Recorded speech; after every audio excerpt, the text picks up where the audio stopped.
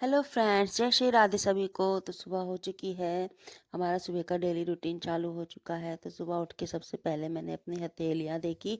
हथेलियों को देखकर मैंने मंत्र बोला, कराग्रे वस्ते लक्ष्मी कर मध्य सरस्वती कर मूले तू गोविंद प्रभाते कर दर्शनम। उसके बाद धरती माँ को प्रणाम करके द्वार भगवान जी के द्वार को खोल के लाइट खोल के भगवान जी को प्रणाम करने के बाद सबसे पहले मैं अपना मुख्य द्वार धो देती हूँ, क्योंकि नेगेटिविटी दूर करने के लिए और लक्ष्मी जी के आगमन के लिए पहले हम झाड़ू लगाने से पहले मुख्य द्वार ही धोते हैं। फिर मैं उसके बाद झाड़ू लगाती हूँ और झाड़ू लगाने के बाद ही मैं रसोई में गैस ऑन करती हूँ। फिर मैं अपना गर्म पानी पीती हूँ। गैस ऑन करने के बाद झाड़ू बासी निकालने के बाद किचन से भी मैं बासी निकाल देती हूँ। माता अन्नपूर्णा को प्रणाम कर लेती हूँ। ये मेरी सासू माता जी हैं जो जाग गई थी। और फिर मैं सारे घर में झाड़ू निकालती हूँ।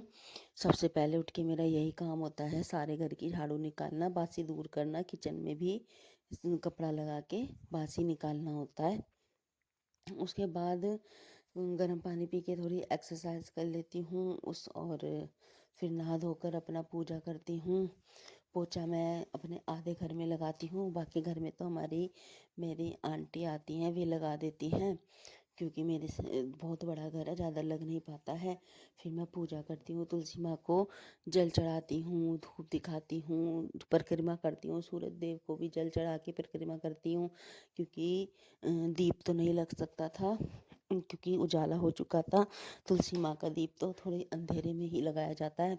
तो सात परिक्रमा करके तुलसी माँ की और सूर्य देव की सात परिक्रमा करके मैं मंदिर जाती हूँ। मंदिर से जाकर आके मैं वहाँ से शिव जी का जल लेकर आती हूँ, जिसे मैं सारे घर में छिड़कती हूँ। अगर आप मंदिर नहीं जाते हैं और आप अपने घर में जल छिड़कना चाहते हैं तो आप गंगा जल भी ले सकते हैं।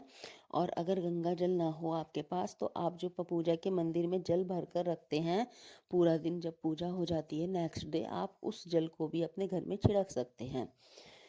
और उसके बाद ये पॉजिटिविटी के लिए बहुत ज़रूरी होता है घर में, क्योंकि एक गृहिणी ही है जो घर के अनेक काम करके भी, छोटे छोटे उपायों को करके अपने घर में पॉजिटिविटी बनाए रखती है, सबको खुश रखती है अपने काम करके। तो मैं भगवान जी का भोग लगा देती हूँ, सबका लंच पैक करती हूँ, स्कूल के लिए, ऑफिस के लिए हस्बैंड जी का लंच पैक करके, और उन्हें बच्चे स्कूल जाते हैं, हस्बैंड जी ऑफिस जाते हैं।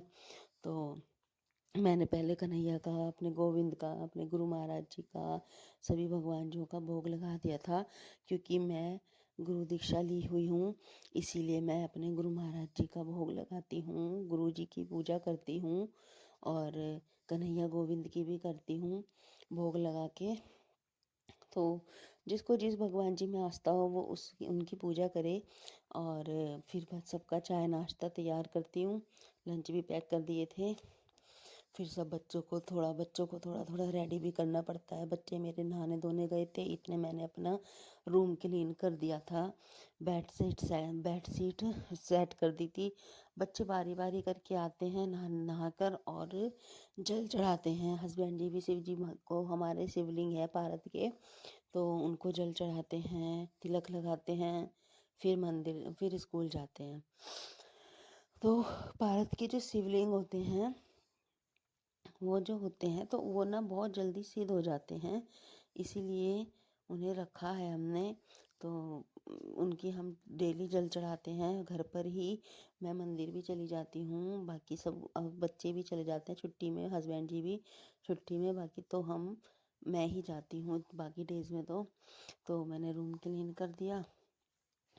तो फ्रेंड्स, छोटे छोटे से ये काम होते हैं घर में, सुबह उठ के झाड़ू लगाने का, बाहर जल छिड़कने का, और जल भगवान जी की पूजा करने का, शिव जी जल चढ़ाने का, मंदिर जाने का, नाम जप करने का, ध्यान लगाने का, और आरती करना, प्रार्थना करना।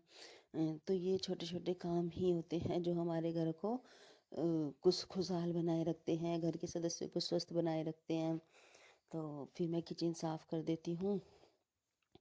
किचन की सफाई करके मैं कपड़े सुखाने चली जाती हूँ। कपड़े सुखाने के बाद थोड़ा सा अपना टाइम निकालती हूँ, जिसमें मैं अपनी थोड़ी पढ़ाई कर लेती हूँ, क्योंकि पढ़ाई करना इस टाइम बहुत ज़रूरी हो चुका है।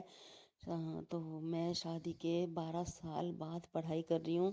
वैसे तो मैंने पढ़ाई 2010 में छोड़ दी थी, उसके बाद मैं कंटिन्यू 14 साल बाद हुई थी। मैंने अपनी बीएड कंप्लीट किया था। 2024 से मैंने एडमिशन लिया था, तो मेरी 25 में बीएड सेकंड ईयर कंप्लीट हो गई थी। 23 से 25 की थी। तो फिर मैं अब अपने एग्ज़ाम कंपटीशन के लिए प्रैक्टिस कर रही हूँ। तो पढ़ाई की तो कोई उम्र होती नहीं है, हम कभी भी कर सकते हैं। तो जब भी मौका मिले, जब भी सिचुएशन ऐसी क्रिएट हो जाए कि आपको पढ़ाई करनी पड़े या आपको अपने पैरों पे खड़ा होना पड़े, तो बाकी सब सपोर्टिव हैं मेरे घर में। चाहे मदर इन लॉ हों या हस्बैंड जी हों या मेरी सिस्टर इन लॉज हों, फादर इन लॉज तो मेरे हैं नहीं। थैंक यू एवरीवन, आज तक के लिए बस इतना ही।